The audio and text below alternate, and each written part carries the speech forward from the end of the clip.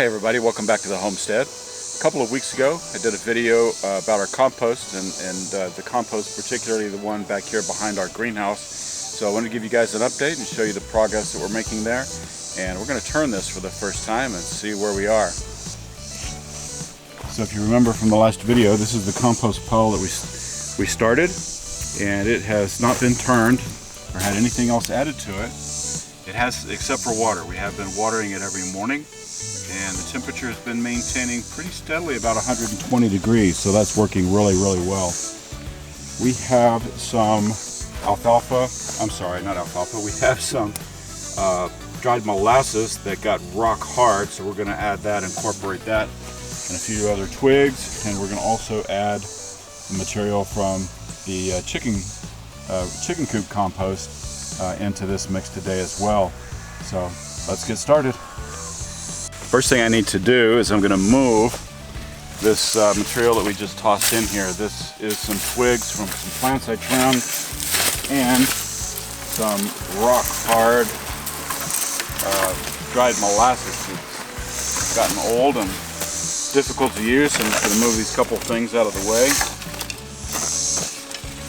We're going to incorporate the dried molasses into the compost pile, and that will give some additional food to the microorganisms, particularly the bacterial component of the compost. So bacteria are heavy feeders. They like the heat up to about 170 degrees. And as I showed you, our compost right now has been maintaining about 120. It's been higher. It's been up to about 135, 140. Those high temperatures, as far as getting up above 150, is what kills pathogens that may be in the material, and it will also kill the weed seeds when you get that high. But it's been maintained just by adding water to it, and this is going to be the first time to turn it and see where we are. So first, I'm going to move my thermometer out of the way so I hopefully don't lose it or break it. I'll just put it over here on the ground. That'll remedy that for sure. I'm going to leave some of this dried molasses on the very bottom.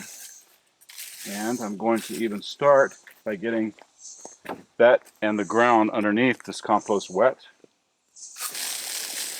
If I can keep from giving myself a bath. It has been super hot. It is a little bit after 7 o'clock in the evening here in North Texas. And I've seen the temperature today as high as, I think it was 103. I worked outside all morning long until almost noon, and just couldn't stand the heat anymore. So did a few other chores inside and such. And now that it's 7 o'clock, we came out, we looked at the thermostat, and it was still 99, 98 degrees. But luckily, these trees have us in the shade, so it's not quite as unbearable. So, breaking into this compost for the first time, we're going to break up the material. So you can see it is nice and damp inside, and those materials are beginning to break down. So we have quite a bit of microbial activity in there. Looking very good. The leaves are breaking down. The grass is breaking down. So yeah, I'm glad we're turning it now. We're seeing a lot less of the grass and just more of the other material in there now. So that's looking pretty good. You can see it from there. Zoom in real close. You can see all of these little white pieces in here, which I believe are different kinds of fungi that are growing and developing in the soil, which is really healthy for the compost. So got a first layer there. I'm going to take a little bit of this chicken coop material and flip it over in here as well.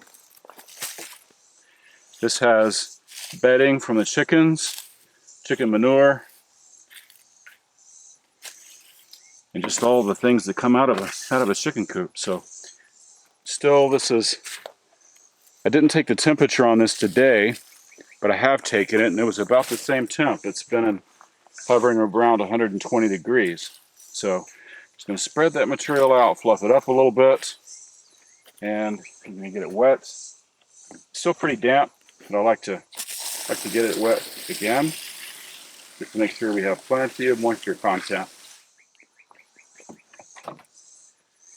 Now, next thing to add, I mowed this morning, so we're going to add some fresh black grass clippings to it. You remember the last video I showed we had the lawn sweeper, and in the lawn sweeper I'm able to pick up all this grass. If you have a bagger on your mower, you could use that, but this is the green manure part that will actually get that heat going. It's been sitting out there since I mowed this morning, so it is really dried out. So as I layer this in there, grass and leaves, they tend to mat and want to mat down. So it's a really good idea to put them in a little bit at a time and get it wet. Don't put in too thick or too heavy of a layer. We'll get that nice and damp.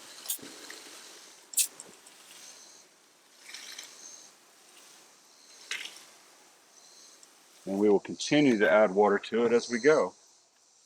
There's actually part of a feed bag here we'll need to get in there. So cardboard and things like that are also good for your compost. So let's see what's in there. Look at that. Isn't that is looking really nice. The leaves are creating the leaf mold. The grass clippings are creating the right environment and adding the heat source to it. Get this guy broken up really well. So just add a little bit from each one at a time, and get a good mix of these materials.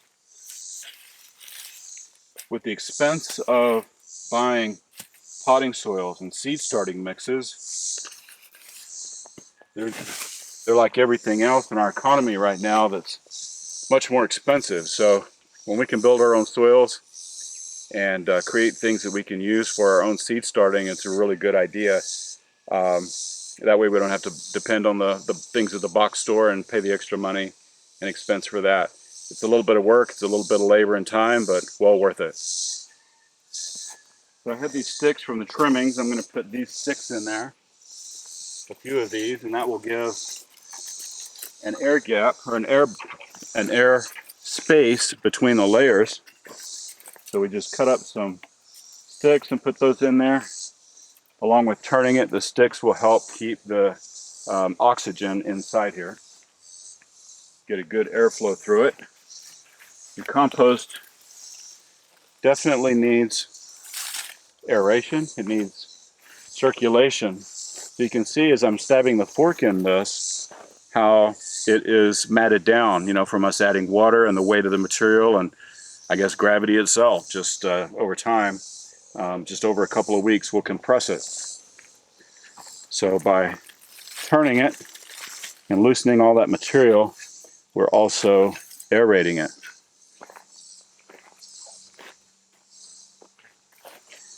Find any trash in your compost from things your lawn sweeper picks up, you take it out as you go.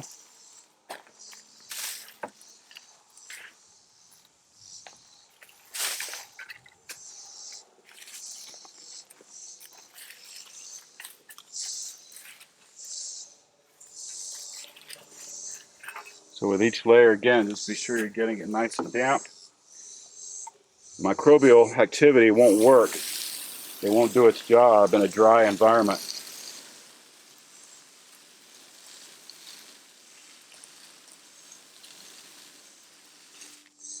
We'll just get it wet with each pass. Get a little bit more grass clippings this time. There's also a little bit of bark off our sycamore trees and a few other things in there. I don't like a lot of bark off trees.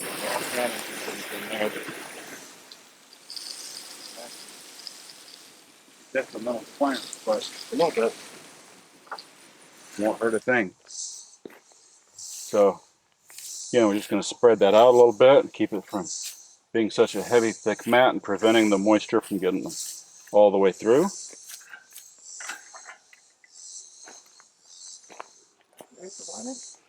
Yes, you can water it too.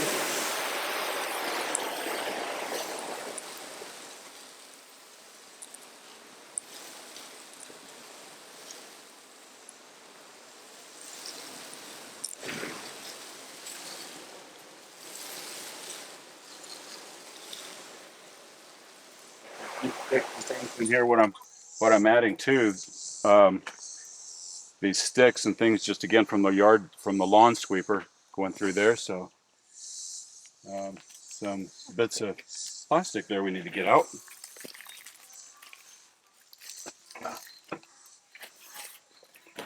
And as I go, I'm also going to grab some little handfuls or little chunks of this dried molasses. Again, the dried molasses is a really good bacterial food. It's also, I'm told, and it seems to be my experience so far, is that it repels ants. Don't ask me why, but when we have the dried molasses in our compost piles and in our soil, we have a lot fewer ants, particularly the fire ants. But as we put these chunks in, we can water them, and that'll help that break down as well.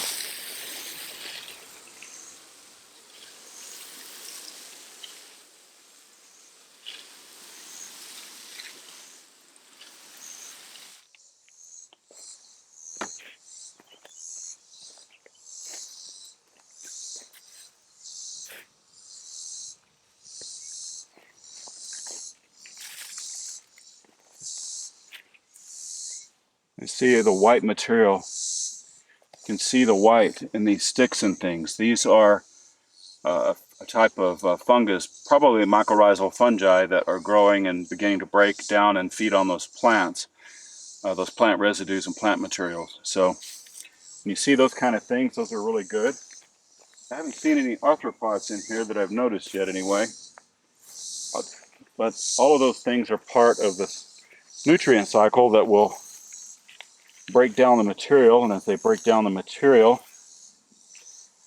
and turning it into actual soil, we will have a microbial rich compost material that will be great for our plants. And that looks like, oh, it's just matted grass. Oh, it's hot too. See how the grass got matted down right there, but gosh, that grass is probably 90 or 100 degrees. It's hot. So it's definitely time to turn this, even though it hadn't cooled off. Again, just from the matting down, we would like to aerate it, and that will help continue the breakdown of these materials.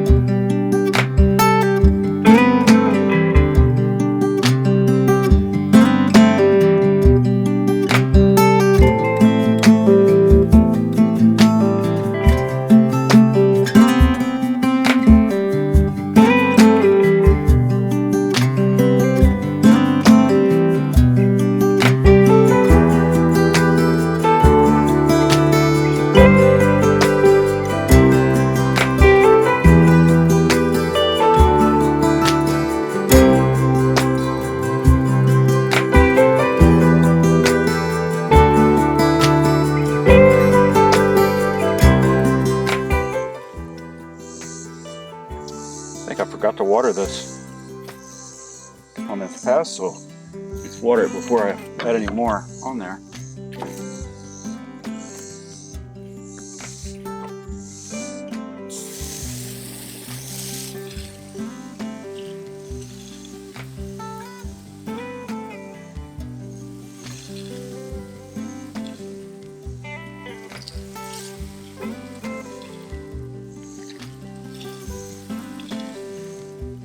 So the other thing about composting, if you think about it, is when you're composting, you're actually giving something back. You're taking the nutrients, the spent materials and helping nature recreate soils that are lost. The North American Indian tribes, and probably other cultures in the past as well, had a word for it, and in English we call it reciprocity. When you take something, you have to give something back, and that is a pretty fundamental permaculture principle as a whole. If you're going to take things from the earth, we've got to have some way of putting it back, and this is just a small way of doing just that.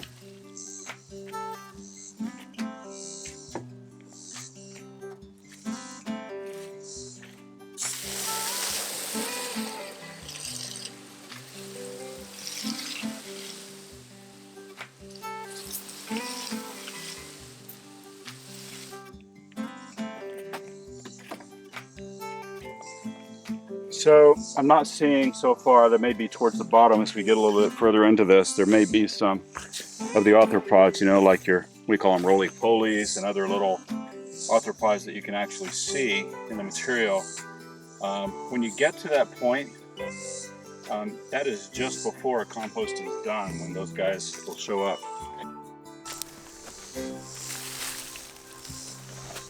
So it's actually a dry spot in there. It's very white, so that means it has the microbial activity there, but it seems to be fairly dry. Put it down.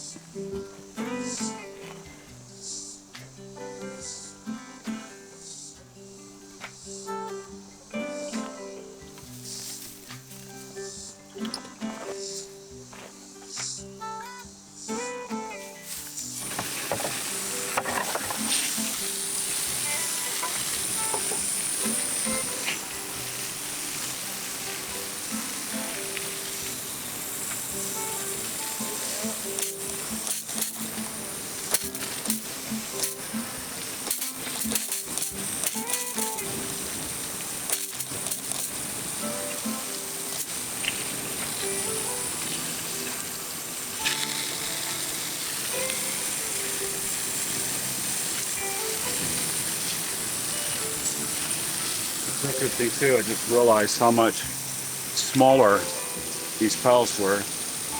I'll probably look back in the video when we built the compost, but I remember that compost pile being quite a bit higher. So as the material's broken down, everything has settled and has broken down in there pretty well.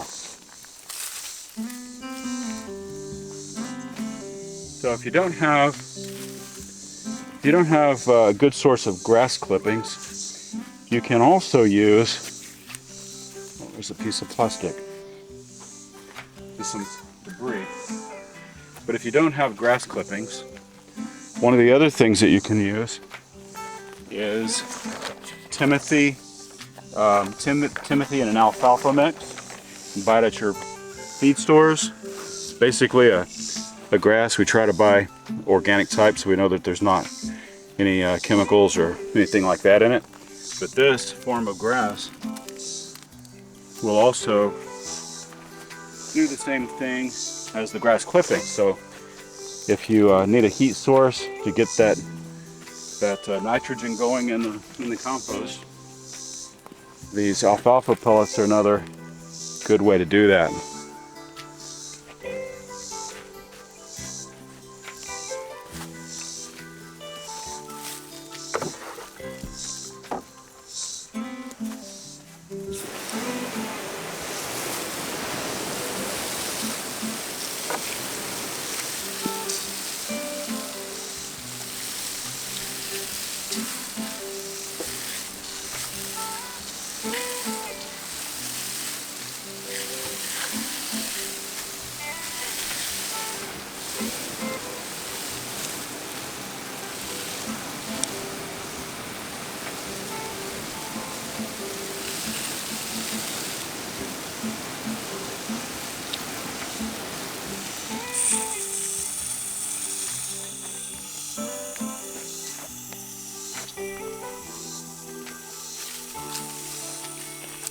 Since I'm getting down here a little bit deeper in the compost, I am finding some some spots that have dried out. So oh sorry, funky with the fork. Are you done?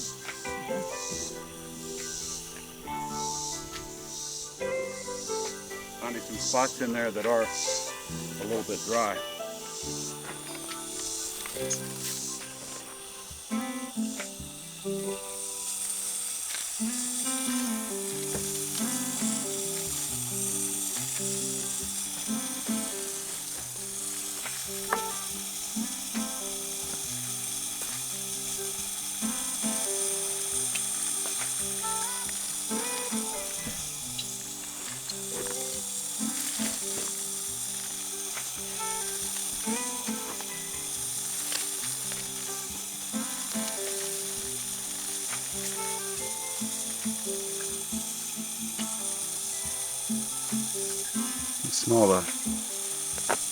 Smell a bit of a earthy smell beginning to form in this. Your compost should have an earthy smell, that forest floor type smell, of healthy soil smell. If it has bad odors or stinks, then something is wrong. So far this has a nice earthiness about it. Alright, so finally finished stacking it up, doing the lasagna. So I've taken everything out of that one, and the original stuff that was in this one, and put most of it in there. We didn't have enough space left in that, so we started a second one here. So it's worked out really good. We've got it all cleaned up and ready to go. We're going to put the thermometer in it and keep an eye on it, water it each morning.